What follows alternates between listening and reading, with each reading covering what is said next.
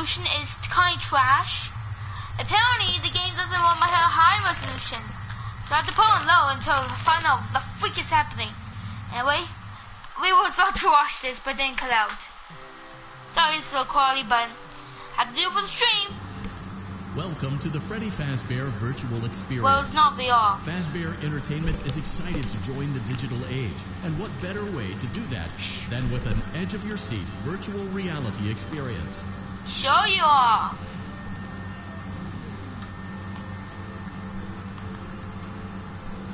We know that Fazbear Entertainment has developed something of a bad reputation over the last few decades. And while it's true that some stories associated with our name were loosely based on actual events, the majority of them were total fabrications from the mind of a complete lunatic. Lawsuits pending. But we aren't above laughing at ourselves.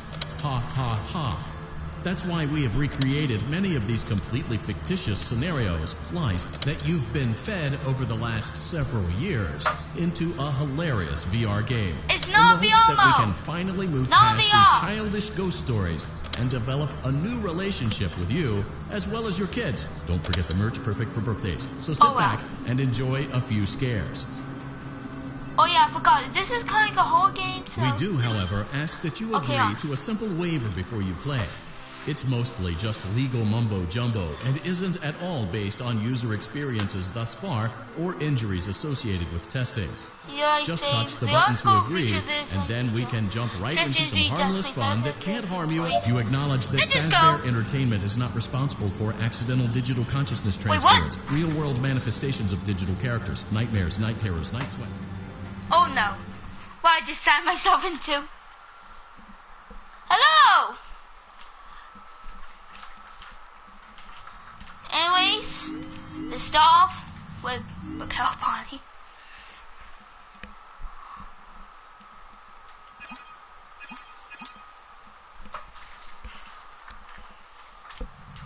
Welcome back to Parts and Service. Hi.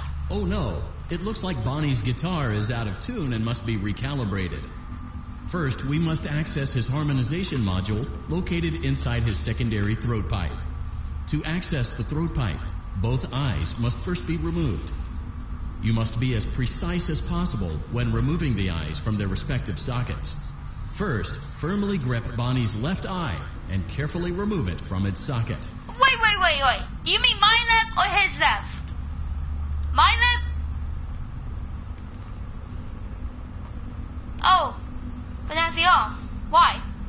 Oh, I want it. Is it? Great job. Deposit the left eye in the cleaning receptacle on your left. Well done.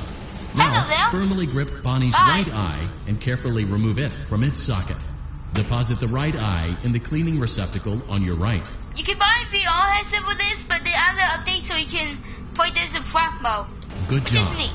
To open Bonnie's faceplate, carefully press the two buttons located on either side of Bonnie's jaw. When done correctly, you should hear two small clicks. Well done. You now have access to Bonnie's harmonization module.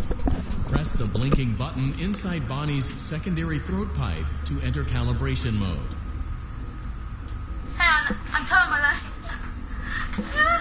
Something is not right. One of those notes is out of tune. You may push the button again to replay the audio check. I'm replaying. Press the colored button that corresponds to the incorrect note. I got it.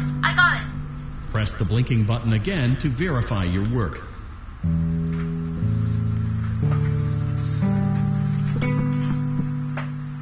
Great job. Bonnie is in tune and ready for his solo. Let's close him up. Simply replace both eyes in the same order that you removed them, then close up the faceplate, and we'll call it a day.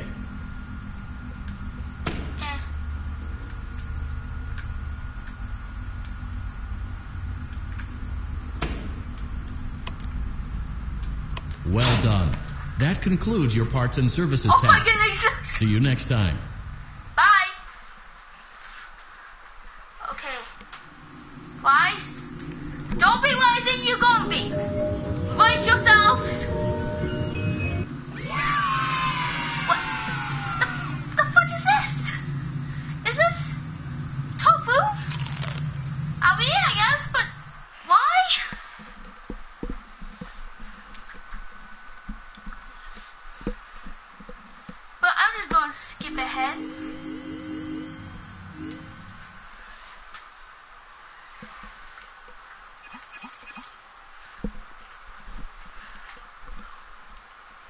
Welcome back to Parts and Service.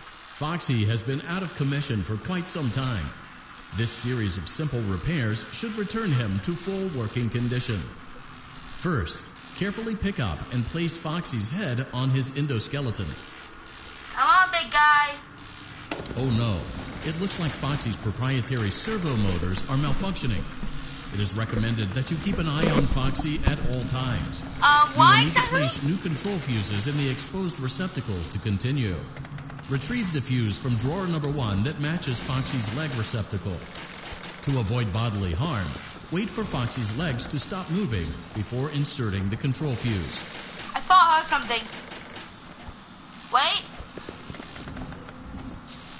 Good job. Foxy has regained control of his legs. A gentle reminder, it is recommended that you keep an eye on Foxy at all times. Oh no, it looks like a former employee attempted to repair Foxy's chest motor using an incorrect fuse. Carefully, remove the incorrect fuse from Foxy's chest and insert it into Foxy's upper arm receptacle.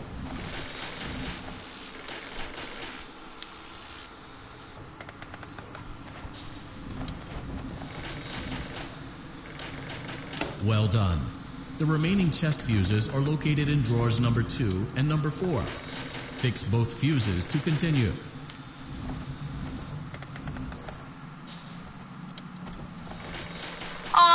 Okay. I'm not moving.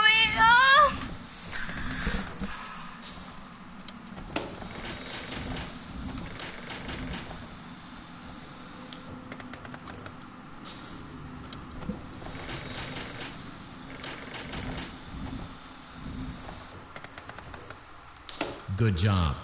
Retrieve Foxy's eye from drawer number 3. When Foxy's eye patch is fully open, place the eye back into his eye socket. Well done. This concludes all your parts and service tasks. Pirate Cove can now be reopened. Okay.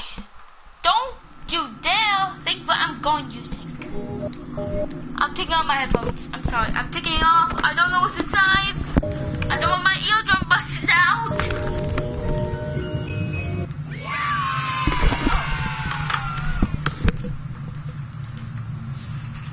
Meat bites. Pause.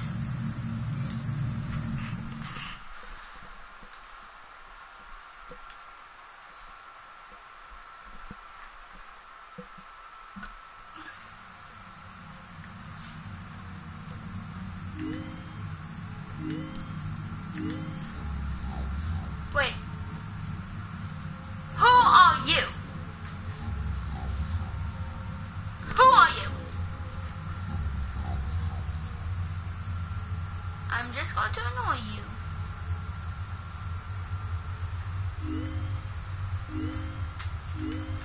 And time for this.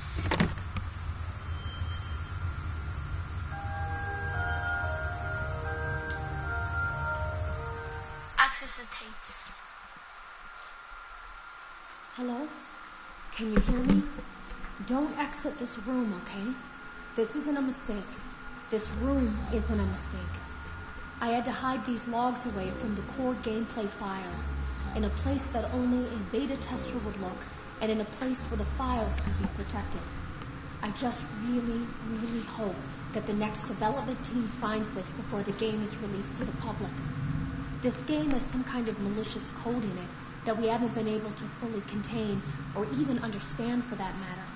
We're over budget and out of time. But that's not the reason that we're shutting down. Listen, I have to keep this short so the file size will be small enough to fly under the radar. There are more. They may not be in order. I saw it for the first time today. There was a character I couldn't make out who it was, standing at the end of the hall. I thought it was just bugged out, so I made a note of it and kept playing. But then it was looking in the window, and not like Chica or Bonnie would.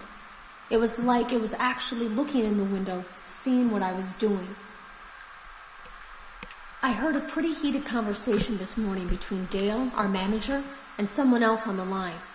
It really feels like this project is in trouble, in no small part because of the lawsuit, I'm sure. There has to be a lawsuit. There's no way there isn't. It happened in this building just a few doors down from me. I think it's made worse by the fact that Jeremy tried to tell us something was wrong. But as a dev team, we all just saw it as a challenge to find what the problem was and fix it. Who could have known that? I have to go. Have you ever heard of a guillotine paper slicer? It sounds made up, but it's an actual piece of office equipment. I didn't even know we had one in the supply room. I guess they're more common at businesses that do a lot of graphic design work. I remember seeing one when I was still in school, and even then, I knew how dangerous it looked. I was always afraid of losing a finger. That seems so silly now. Jeremy used to do design work. I guess that's how he knew it was there. The drawers have been emptied out. Someone was here. I don't think it was spring cleaning either. No, there was plastic on the floor. Someone was definitely here during the night. It had to have been the client. I mean, they sent us that stuff in the first place with no explanation, told us to scan it, said it would expedite the process so we wouldn't need to program any pathfinding ourselves. It was a budget thing, I guess. It was just junk. Circuit boards and things like that. Looked pretty old. Somehow, though, there was usable code on some of it. It seemed to take hold by itself. Things started changing. But then, he started appearing. At least that's what Jeremy said. I came in early that morning. No one else was there. At least that's what I thought. The supply room was lit. I didn't even notice Jeremy standing in the testing room as I walked past. The supply room was so bright, glowing from all the way down the hall. Jeremy complained of nightmares when he came in this morning. He wasn't talking about it like someone telling a friend about his dreams, though. He was pale. Looked like he hadn't eaten in days. He spent an hour talking in Dale's office, but it didn't look like he was given much sympathy. When he came out, he went directly back to the testing room. He doesn't even jump anymore. Nothing scares him. He just stands there like he's talking to someone. Sometimes he rocks from side to side. We were told to leave him alone. I knew I was in line to do the testing next. They'd been prepping me for it. I guess they knew that Jeremy would need to be replaced soon. You can always tell when a company is getting ready to fire someone. They start giving out written warnings for silly things, making sure to build a paper trail and make a case for a firing. Things that normally no one would care about suddenly become grave offenses, all worthy of being written and documented. I guess it works two ways, because it also encourages a person to quit rather than be scrutinized so heavily. I think Jeremy was too far gone to consider that option, though. The thing about it is that I don't think they were going to fire him because of anything he was doing wrong. They just knew he'd seen something. They needed to discredit him. There was something that looked like a Halloween mask laying on the floor. I didn't understand. Ink must have spilled. It was only then that I heard a shuffle from the testing room and realized Jeremy must be there. I went back and peered in the window. I couldn't see his face.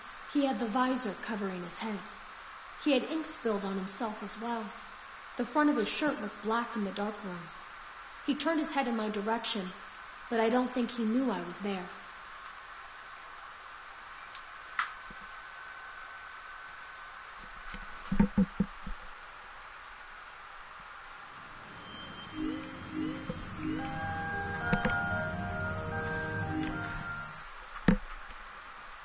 I'm probably going to switch to another game. Be right back.